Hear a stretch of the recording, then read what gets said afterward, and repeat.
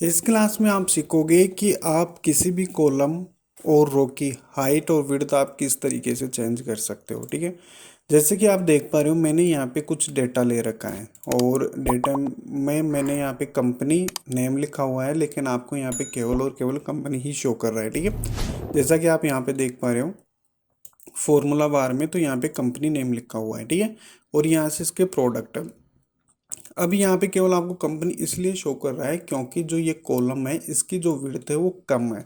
तो आप इसकी विड्थ बढ़ा दोगे तो यहाँ पे आपको कंपनी नेम पूरा शो हो जाएगा। तो विड्थ बढ़ाने के लिए आपके पास दो तरीके होते हैं। एक तरीका तो ये है कि जैसे एच और ये आई है, ठीक है, तो यहाँ पे जैसे बीच में आप ये लाइन है, यहाँ पे आप अपना कर्सर रखोगे और जो कर्सर का जो लेफ्ट बटन है उसको क्लिक करके और आपको अगर बढ़ानी हो तो आपको राइट साइड की तरफ इस तरीके से लेके चलना है। ठीक है, अब जैसे ही आप छोड़ोगे तो इस तरीके से इसकी जो कॉलम की जो विड्थ है वो बढ़ गई। ठीक है, दूसरा जो तरीका होता है वो क्या होता है कि आप यहाँ से फॉर्मेट पे जाना है।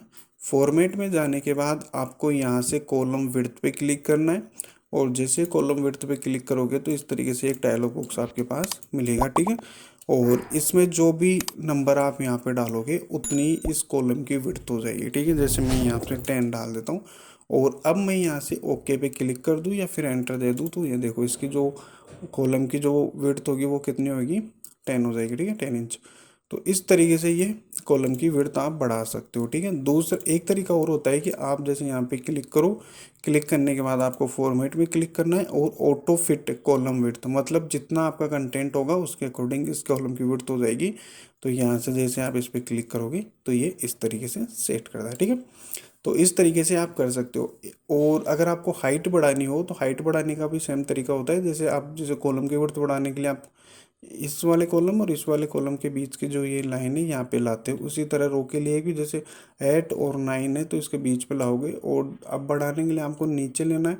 तो इस तरीके से आप इसकी हाइट को बढ़ा सकते हो। अब देख पा रहे हो आपकी रो की जो हाइट है वो यहाँ से बढ़ चुकी है। ठीक है, या फिर आप यहाँ से फॉर्मेट में जाएंगे, फॉर्मेट में जाके जाने के बाद आपको यहाँ से रो हाइट पे क्लिक करना है और यहाँ से 60 है तो मैं यहाँ से 30 कर देता हूँ और यहाँ से जैसे ही मैं एंटर दूंगा तो देखो इसकी हाइट इस तरीके से सेट हो गई। ठीक है, या फिर आप यहाँ से ऑटो फिट रो हाइट भी ले सकते हैं कि जैसे जैसे आपकी कंटेंट की हाइट होगी वैसे वैसे उसकी हाइट मैनेज हो जाएगी। ठीक है, तो इस क्लास में आपने सीखा है कि आप एक कॉलम की विड्थ किस तरीके से बढ़ा सकते हैं और कम कर सकते हो, और एक रो की हाइट आप किस तरीके से बढ़ा सकते हो और कम कर सकते हो। ठीक है, तो आई होप आपने इस क्लास से कुछ नया सीखा होगा। मिलते हैं अगली क्लास में।